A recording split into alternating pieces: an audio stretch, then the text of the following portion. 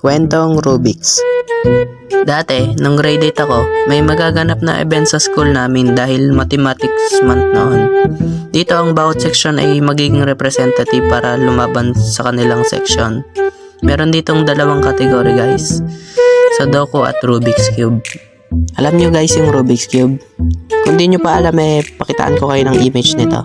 Ito siya guys isa siyang puzzle cube na kailangan mong masolve.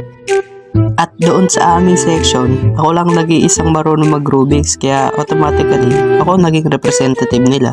Kaya nung pagka-uwi ko sa bahay nun batak ako nag-e-ensayo para mabilis ko mabuo ang Rubik's Cube Kasi kung hindi nyo pa alam, ang nasalihan ko ay patulinan mabuo ang Rubik's Cube. May ilalagay na stopwatch para makita kung gaano mo katulin natapos.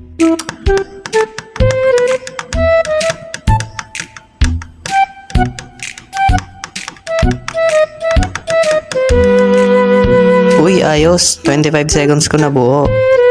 At nasa isip ko nun, kailangan ko pang galingan pa para ipanalo ko ang aming section.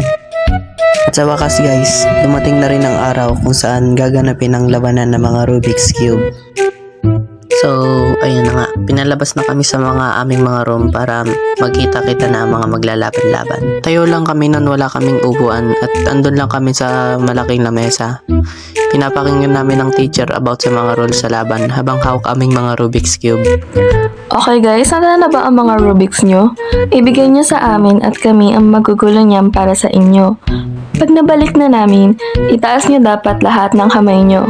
Ilabas nyo ang mga cellphone nyo dahil gagamitin nyo ito para sa timer.